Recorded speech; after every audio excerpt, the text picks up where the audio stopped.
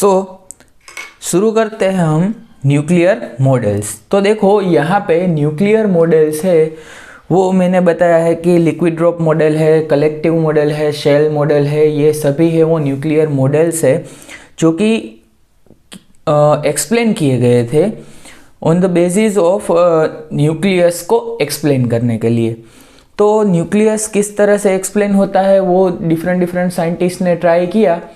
तो उनमें से यहाँ पे देखो लिक्विड ड्रॉप मॉडल, और इसमें से क्वेश्चंस पूछे जाते हैं लिक्विड ड्रॉप मॉडल में से, और शेल मॉडल है वो हमारे सिलेबस के हिसाब से बहुत ही ज़्यादा इम्पोर्टेंट एक न्यूक्लियर मॉडल है। तो उसमें से क्वेश्चन हर बार पूछा ही गया है और आज तक कोई भी ऐसी एग्जामिनेशन नहीं है कि सेल मॉडल में से क्वेश्चंस नहीं पूछे गए हैं। तो लिक्विड ड्रॉप मॉडल है वो किसने दिया था? एन बोहर एंड एफ काल्केर ने 1937 में लिक्विड ड्रॉप मॉडल है उसका जिक्र किया। उसके बाद CF von Weizsacker and HA Bethe ने उसको फर्दर एक्सप्लेन किया सेमी इंपिरिकल मास फॉर्मूला से। तो ये देखो बेसिकली कहीं पे पूछे नहीं जाने वाले हैं।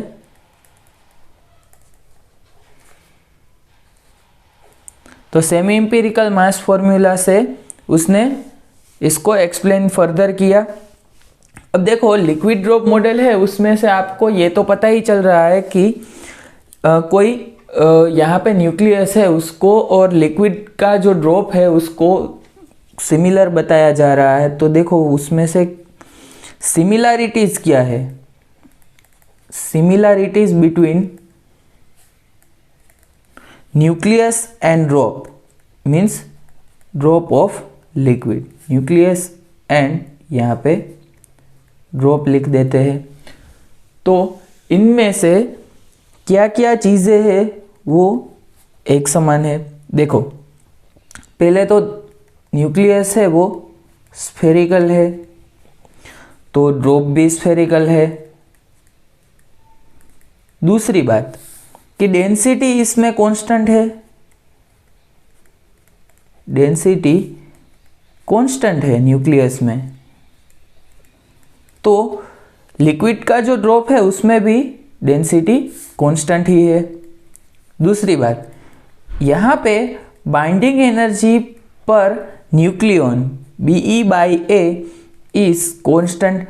देखो मैंने लास्ट लेक्चर में एक कर्व ड्रॉ किया था BE/A का, तो वो देख लेना। और इसमें क्या होगा, देखो ये बाइंडिंग एनर्जी पर न्यूक्लियन है तो इसमें उसी को ही क्या रिप्रेजेंट करेगा? Latent heat, latent heat of vaporisation.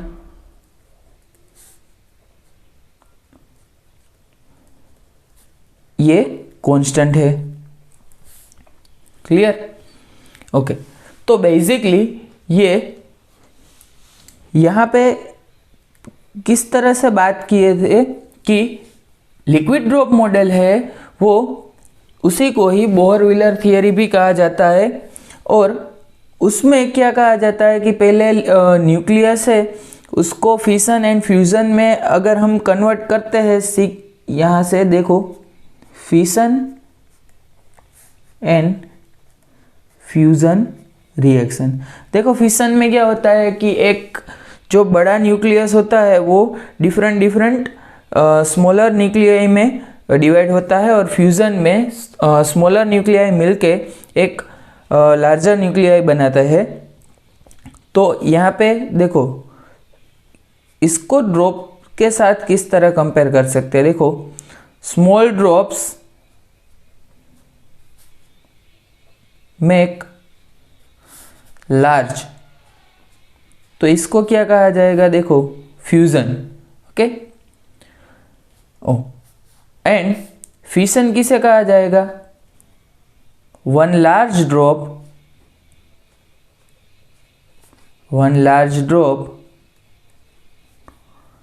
Make और separated into small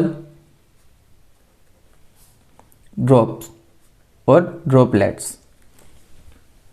clear? Okay, तो अब यहाँ पे बेसिक डिफरेंस क्या है?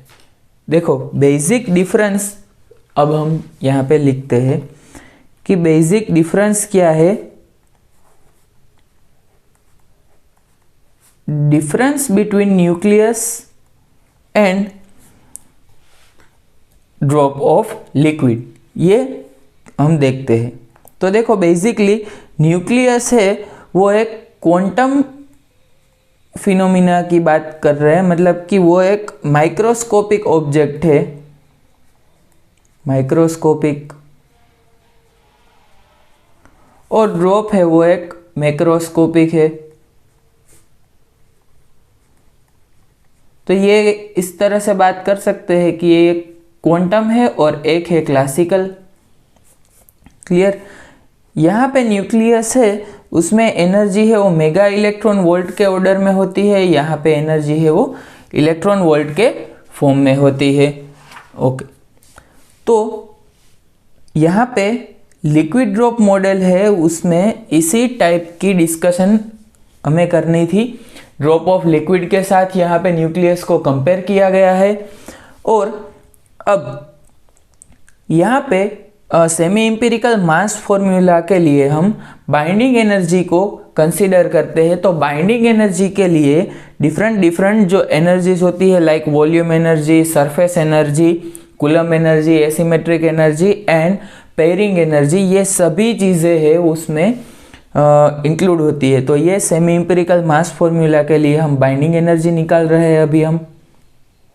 Semi empirical mass formula,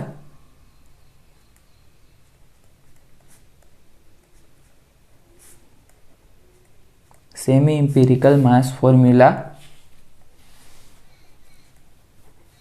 okay, हाँ, तो अब यहां से ही यहाँ पे सॉरी, तो यहाँ पे देखो कि फर्स्ट थिंग, यहाँ पे जो भी एनर्जी इंक्रीजेस बाइंडिंग एनर्जी, उसी को हम पॉजिटिव लेंगे। एनर्जी है वो बाइंडिंग एनर्जी को जो इंक्रीज कर रहा है उसी को हम पॉजिटिव लेंगे, अदरवाइज नेगेटिव टर्म यहाँ पे इंक्लूड कर देंगे। क्लियर? ओके, तो देखो फर्स्ट थिंग यहाँ पे वॉल्यूम एनर्जी, यहाँ पे ज़्यादा सस्पेंस क्रिएट नहीं करूँगा। वॉल्यूम एनर्जी है ये one and only positive term है, क्योंकि वॉल्यूम एनर्जी है वो डायरेक्टली ही बाइंडिंग एनर्जी को इंक्रीज करेगी। तो यहाँ पे देखो एनर्जी है, energy is proportional to volume. Okay, और हमें पता है कि वॉल्यूम है वो एटॉमिक मास को प्रोपोर्शन करता है। तो E is proportional to A and E equal to AV into A। ये यहाँ पे क्या हो गया? AV है वो वॉल्यूम एनर्जी का कोएफिशिएंट हो गया। तो यहाँ पे 15.7 MeV इसकी वैल्यू है, ये आपको याद रखनी है। और बेसिकली ये आपको क्वेश्चन में दिया जाएगा। क्वेश्चन से वो किस पे आएगा वो भी मैं यहाँ पे आपको बता दूंगा कि वॉल्यूम एनर्जी पे आएगा, सरफेस एनर्जी पे आएगा या एसिमेट्रिक एनर्जी पे आएगा। तो यहाँ पे देखो सरफेस एनर्जी की बात करते हैं। सेकंड है सरफेस एनर्जी। तो सरफेस एनर्जी है वो बाइंडिंग एनर्जी को डिक्रीज करती है। सरफेस एनर्जी बाइंडिंग एनर्जी को डिक्रीज करती है। तो यहाँ पे ई सरफेस इज प्रोपोर्शनल टू, देखो यहाँ पे एरिया, यहाँ पे माइनस इंक्लूड होगा। क्लियर? ओके, और हमें पता है कि एरिया है वो आर स्क्वायर के प्रोपोर्शन में होता है। तो ई एस इक्वल टू क्या आ जाएगा, देखो ई एस आर स्क्वायर के प्रोपोर्शन में होता है, और यहाँ पे मैंने बताया था कि R is directly proportional to A raise to 1/3। तो यहाँ से ही रिलेशन क्या आ जाएगा, A raise to 2/3। Clear, E S directly proportional to A raise to 2/3। तो यहाँ से एनर्जी किस तरह से लिखी जाएगी, ए एस। ओके, ये प्रोपोर्शनलिटी की साइन हम रिमूव करते हैं तो एक कांस्टेंट यहाँ पे ऐड हो जाएगा, तो ये हमारी सरफेस एनर्जी आ गई। क्लियर, तो सरफेस एनर्जी किस तरह से लिखनी है। ओके, तो आपको बेसिकली ये फाइनल टर्म्स ही याद रखनी है, जो फाइनल फॉर्मूला है वही याद रखना है। इसकी देखो ए एस की वैल्यू है कुछ 17.8 MeV। अगर आपको क्वेश्चन में कुछ भी दिया गया है AS AV या कोई AC, तो आपको वही यूज़ करना है। यहाँ पे जो मैं बता रहा हूँ वो एक जनरलाइज कंसेप्ट है और जनरलाइज वैल्यू यहाँ पे मैं बता रहा हूँ। क्लियर, तो अब बात आती है थर्ड वन, कूलम एनर्जी।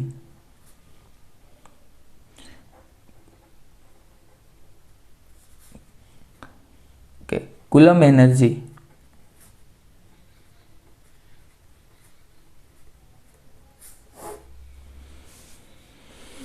तो कूलम एनर्जी है वो भी सरफेस बाइंडिंग एनर्जी को डिक्रीज करता है। तो यहाँ पे देखो कूलम एनर्जी है, हमें पता है कि कूलम एनर्जी किस तरह से लिखी जाती है। वो यहाँ पे हम देख लेते हैं कि यहाँ पे देखो 3/5 1/4 pi epsilon naught ZE² by R. Okay, तो यहाँ पे ये जो 3/5 है ये फैक्टर ऐड किया गया है, और यहाँ पे ये अभी आपको सोचना है कि ये 3/5 फैक्टर क्यों ऐड किया गया है। ओके, अब यहाँ पे माइनस इंक्लूड कर दिया क्योंकि बाइंडिंग एनर्जी को डिक्रीज कर रहा है, और इसको एक कांस्टेंट के बेस पे पूरी टर्म को ले लिया है। यहाँ पे AC और यहाँ पे होल स्क्वायर है, यहाँ पे Z² और R is proportional to A⁻⁴ है। तो यहाँ पे AC की वैल्यू कुछ जनरलाइज कंसेप्ट में 0.71 MeV यहाँ पे हम लेंगे। Clear, okay. So volume energy binding energy को इंक्रीज कर रहा है, सरफेस एनर्जी बाइंडिंग एनर्जी को डिक्रीज कर रहा है, कूलम एनर्जी भी बाइंडिंग एनर्जी को डिक्रीज कर रहा है। तो अब बात करते हैं fourth one,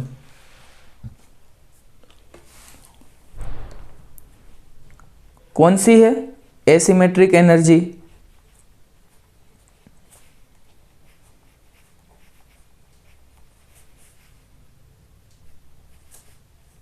asymmetry energy, asymmetric नहीं, एसिमेट्री एनर्जी। ओके, तो ये भी बाइंडिंग एनर्जी को डिक्रीज करता है। तो डायरेक्टली ही इसका फॉर्मूला मैं लिख रहा हूँ, minus of ASY A asymmetric और A-2Z whole square divided by A। Clear, इस तरह से रिप्रेजेंट कर सकते हैं हम एसिमेट्री एनर्जी को। और A एसिमेट्रिक की वैल्यू है यहाँ पे कुछ 23.69 MeV। इसके बाद आता है यहाँ पे फिफ्थ वन, ये फोर्थ था, यहाँ पे fifth pairing energy. Pairing energy तो पेयरिंग एनर्जी किसे कहते हैं? देखो कि इवन न्यूक्लियाई है, तो पहले हम यहाँ पे बात करेंगे EP pairing energy equal to delta, यहाँ पे कंसीडर करते हैं। तो यहाँ पे डेल्टा इक्वल टू, देखो डेल्टा इक्वल टू क्या लिख सकते हैं हम कि पेयरिंग ए रेस टू 3/4, यहाँ पे 0 और यहाँ पे भी AP ए रेस टू 3/4, ये प्लस है, यहाँ पे माइनस है, एक 0 है। तो यहाँ पे बेसिकली ये बता रहा हूँ कि इवन है, इवन Z इवन N, मतलब कि A है वो इवन हो गया। क्लियर? और देखो Z ओड है, N इवन है, ओके, ओड इवन न्यूक्लियाई है, ओड इवन या तो इवन ओड, उसके लिए ये 0 है। और ओड के लिए odd N odd Z odd N के लिए ए क्या आ जाएगा? इवन। क्लियर? तो ए इवन होगा, उसी में ही आपको पेयरिंग एनर्जी मिलेगी। अब दोनों इवन से ए इवन मिल रहा है तो पॉजिटिव लिखेंगे, लेकिन बेसिकली पहले इसी को ही कंसिडरेशन में लिया जाता था, लेकिन इसके बाद इसमें हो गया करेक्शन, और इसमें करेक्शन करके यहाँ पे delta equal to AP A raise to 1/2, यहाँ 0 और AP ए रेस टू 1/2, बाकी की चीज़ें यहाँ पे सेम ही होंगी, लेकिन ये करेक्शन हो गया है, तो ये आपको याद रखना है। क्लियर? अब बाइंडिंग एनर्जी है वो किस तरह से लिखी जाएगी? देखो बाइंडिंग एनर्जी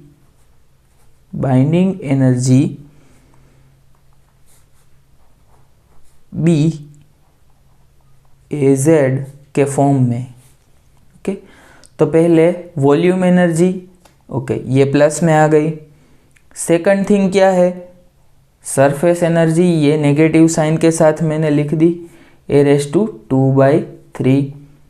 फिर Coulomb energy Z² divided by A raise to 1/3 minus ASY मतलब asymmetric energy A minus 2Z whole square divided by A plus delta. Clear?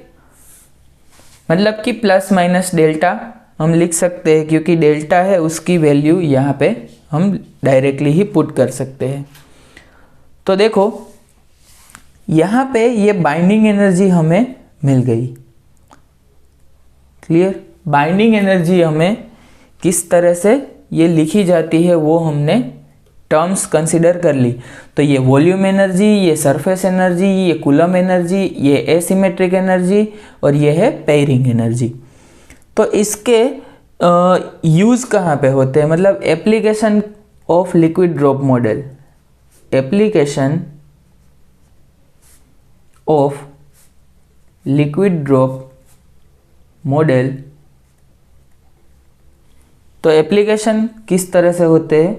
देखो एक एप्लीकेशन इसकी क्या है कि आपको किसी भी न्यूक्लियाई की बाइंडिंग एनर्जी अगर पता करनी है तो आप फाइंड कर सकते हैं।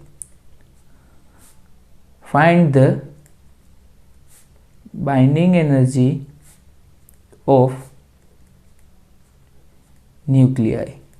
ओके, देखो सपोज यहाँ पे 2He4 है या 4He2 जो भी आप बोलो, तो He2 में Z = 2 है, A = यहाँ पे 4 है, तो यहाँ पे ये सभी वैल्यूज़ है, उसमें ये जो हमारा फॉर्मूला है उसमें ए और जेड के ही टर्म में वैल्यूज़ है।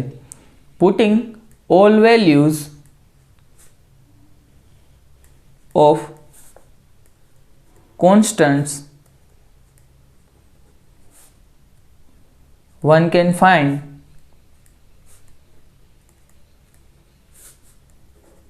binding energy of any nuclei। तो आप किसी भी न्यूक्लियाई की बाइंडिंग एनर्जी फाइंड कर सकते। तो ये एक एप्लीकेशन हो गई। दूसरी एप्लीकेशन क्या है कि हम Q वैल्यू फाइंड कर सकते हैं। देखो Q value of any reaction, पहले तो मैंने बताया कि बाइंडिंग एनर्जी फाइंड कर सकते हैं, तो आप लोगों को पता ही है, यहाँ पे आप लोगों को पता ही है कि बाइंडिंग एनर्जी यहाँ पे आप फाइंड कर सकते हैं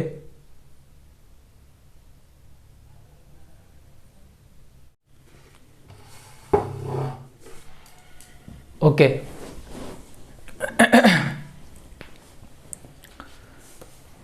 सो Q value of any reaction, Q value of any reaction मतलब कि यहाँ पे जैसे कि मैंने बताया था कि अल्फा डीके है वो किस तरह से होता है, x⁴ है सपोज, तो अल्फा डीके में क्या होगा, देखो y न्यूक्लियस बनेगा और 4He2, इस तरह से हम अल्फा डीके को लिख सकते हैं। तो देखो यहाँ पे y है उसमें A-4 हो जाएगा और Z-2 हो जाएगा। तो यहाँ पे हम ये दोनों बैलेंस कर सकते हैं, इक्वेशन बैलेंस हो जाएगा। ओके तो सॉरी फॉर डिस्टर्बेंस, क्लियर। तो यहाँ पे ये बैलेंस हो जाएगा। अब देखो Q वैल्यू अगर आपको फाइंड करनी है तो किस तरह से फाइंड कर सकते हैं कि बाइंडिंग एनर्जी ऑफ प्रोडक्ट, मतलब कि बाइंडिंग एनर्जी ऑफ प्रोडक्ट क्या लिख सकते हैं, BY plus BHE minus BX, clear. तो यहाँ से ही आप डायरेक्टली Q वैल्यू फाइंड कर सकते हैं, बाइंडिंग एनर्जी आप निकाल सकते हैं, उसमें से Q वैल्यू आप फाइंड कर सकते हैं। ओके तो यहाँ पे एक और चीज़ मैं बता रहा हूँ कि कंडीशन ऑफ A, देखो कंडीशन फॉर अल्फा डीके, एक यहाँ पे बीच में बात याद आ गई है और इसी का ही टॉपिक भी है। तो यहाँ पे Q वैल्यू है वो ऑलवेज 0 से ज़्यादा ही होगी अल्फा डीके के लिए, क्लियर। अल्फा डीके के लिए Q वैल्यू ऑलवेज 0 से ज़्यादा होगी, क्लियर। ओके अब यहाँ पे आता है हमारा मोस्ट इम्पोर्टेंट एप्लीकेशन और यूज। ओके तो यहाँ पे जो मोस्ट इम्पोर्टेंट है वो एक नए पेज पे ही लिखते हैं। तो ये इम्पोर्टेंट इसलिए है कि हमें इसका कुछ काम नहीं है, हमें इसको मार्क्स है उसको कवर अप करने के लिए ये सभी चीज़ें इम्पोर्टेंट है। अदरवाइज हमें यहाँ पे कोई भी कैलकुलेशन परफॉर्म नहीं करनी है, यहाँ पे हमें न्यूक्लियर साइंटिस्ट नहीं बनना है। अभी हमें क्या करना है, पहले एग्जामिनेशन है वो क्रैक करनी है, उसके बाद आप नॉलेज अपना बढ़ाए। तो मोस्ट स्टेबल आइसोबार की बात करते हैं कि find the value for most stable isobar. तो ये Z की वैल्यू फाइंड कर सकते हैं हम मोस्ट स्टेबल आइसोबार में। तो देखो इसका मतलब क्या है कि सपोज यहाँ पे x Z⁴ है, y Z रेस टू, यहाँ पे ए है, यहाँ पे z, यहाँ पे Z3 है और a है। तो देखो आइसोबार मतलब कि ये सभी चीज़ें देखो a है, इन तीनों में सेम ही है। तो आइसोबार, आइसोटोन, ये सभी चीज़ें मैंने आपको बताई है। क्लियर? किस तरह से आपको कैलकुलेशन परफॉर्म करनी है, किस तरह से आपको पेयर फाइंड करनी है, ये सभी चीज़ें मैंने ऑलरेडी बता दी है। तो यहाँ पे मोस्ट स्टेबल आइसोबार फाइंड करने के लिए हमें क्या करना होगा, बाइंडिंग एनर्जी का डिफरेंशिएशन करना है और 0 के इक्वल पुट करना है, जो कि है जिसकी बाइंडिंग एनर्जी मिनिमम होगी, जिसकी बाइंडिंग एनर्जी मिनिमम होगी वही आपको मोस्ट स्टेबल आइसोबार देगा। तो यहाँ पे आपको ये, हम क्वांटम मैकेनिक्स, क्लासिकल मैकेनिक्स में ये सभी चीज़ें परफॉर्म कर चुके हैं ऑलरेडी। तो ये बाइंडिंग एनर्जी को इस तरह से एक्सट्रीमम कंडीशन को अप्लाई करके हम मिनिमम बाइंडिंग एनर्जी फाइंड कर सकते हैं। क्लियर? तो आप जो बाइंडिंग एनर्जी का अभी मैंने फॉर्मूला यहाँ पे बताया है, देखो यहाँ पे ही ये फॉर्मूला है, इसको with respect to z differentiate कर देंगे हम, तो ये दोनों टर्म निकल जाएगी। यहाँ पे कोई देखो 2ac/z डिवाइडेड बाय a⁻⁴ आ जाएगा। यहाँ पे इसका जो ब्रैकेट है उसका डिफ्रेंशिएशन करना है हमें, तो यहाँ से ब्रैकेट में से बाहर 2 आ जाएगा और यहाँ पे z का कोएफिशिएंट -2, मतलब कि यहाँ से -4 आ जाएगा और यहाँ पे माइनस है तो +4 आ जाएगा। तो यहाँ पे एक बार परफॉर्म कर ही देते हैं। तो देखो यहाँ पे 0 इक्वल टू देखो 2ac/z बाई a⁻⁴ आ गया। ओके, और एसिमेट्रिक एनर्जी है उसमें यहाँ पे माइनस ऑलरेडी था, यहाँ से 2 आया है ब्रैकेट में से और -2 है वो z का कोएफिशिएंट है, तो a-2z⁻² था, तो 2 - 1 मतलब कि यहाँ पे ब्रैकेट में 1 आ गया और डिवाइडेड बाय a। क्लियर? तो यहाँ पे +4 आ गया।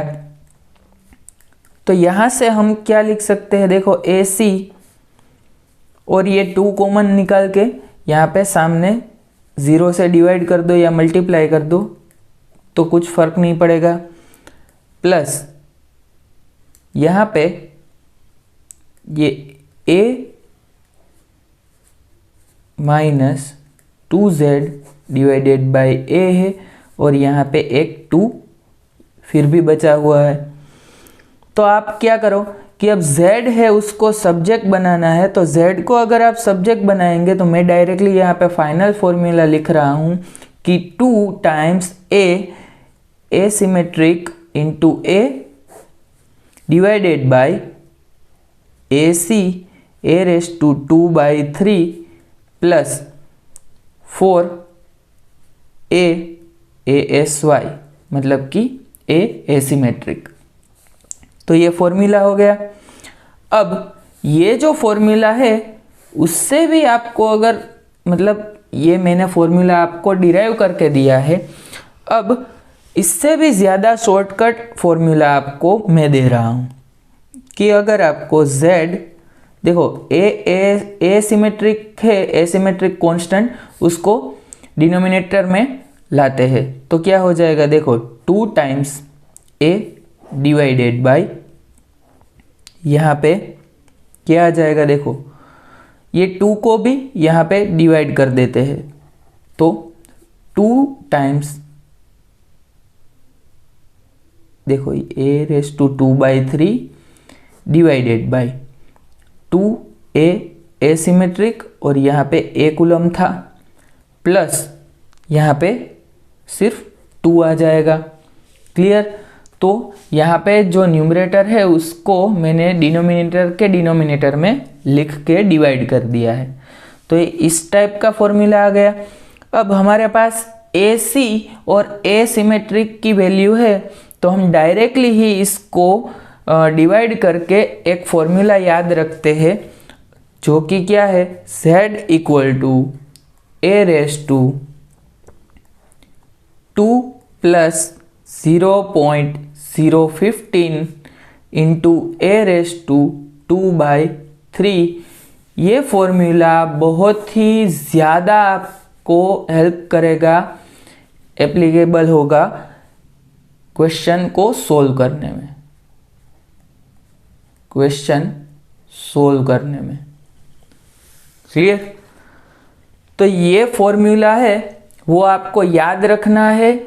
देखो बेसिकली ये फॉर्मूला ही आपको याद रखना है, लेकिन अगर आपको एसिमेट्रिक और ए कूलम दिए गए नहीं है, या तो दिए गए हैं और आपको पता है कि ये सर ने लिखवाई है वैसे ही सेम वैल्यू है, तो आप डायरेक्टली ही इसको यूज करके मोस्ट स्टेबल आइसोबार फाइंड कर सकते हैं।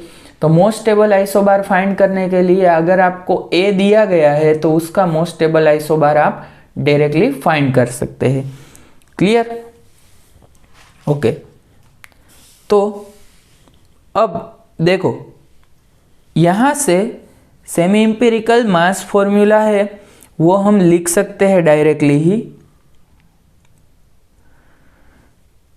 देखो इस तरह से Z times MP plus N, मतलब कि A minus Z times MN, mass of neutron and binding energy into divided by C square, clear. क्योंकि बाइंडिंग एनर्जी होगी हमारी MEV इंटू C स्क्वायर में, तो C स्क्वायर डिवाइड हो जाएगा, तो ये पूरा का पूरा एक ही यूनिट में कन्वर्ट हो जाएगा। तो यहाँ पे आपको ये जो सेमी इंपिरिकल जो हमने लास्ट बाइंडिंग एनर्जी निकाली है, AV, AS, AC, AASY and delta, ये सभी चीज़ें यहाँ पे आपको डायरेक्टली पुट कर देनी है, दूसरा कुछ भी नहीं करना है, क्लियर। तो हम यहाँ से directly semi empirical mass formula है वो इस टाइप से लिख सकते हैं, Z MP plus A minus Z MN minus 1/c square, और फिर यहाँ पे 1/1 ये जो टर्म्स है वो लिखते हैं AVA, मतलब कि volume energy, surface energy, okay. यहाँ पे सरफेस एनर्जी मैंने लिखी है, तो यहाँ पे एक बार कंफर्म कर लेते हैं हम कि सरफेस एनर्जी है, ओके, AS A⁻²/3। उसके बाद क्या आता है कि कूलम एनर्जी, जो कि बाइंडिंग एनर्जी में डिक्रीमेंट लाता है, तो माइनस यहाँ पे पुट कर दिया, Z² डिवाइडेड बाय A⁻1/3। उसके बाद एसिमेट्रिक एनर्जी, न्यूक्लियस है उसमें जो शेप में एसिमेट्री क्रिएट होती है वो भी बाइंडिंग एनर्जी है, उसमें उसकी वैल्यू डिक्रीज करता है, और ये है पेयरिंग एनर्जी। तो ये सभी चीज़ें हमने लिखी, और ये फॉर्मूला हो गया semi empirical mass formula, semi empirical mass formula. और अगर यहाँ पे इसको भी Z with respect to Z, इसको भी हमने कंडीशन अप्लाई कर दी मिनिमम की, तो डायरेक्टली हम क्या फाइंड कर सकते हैं, फाइंड मोस्ट स्टेबल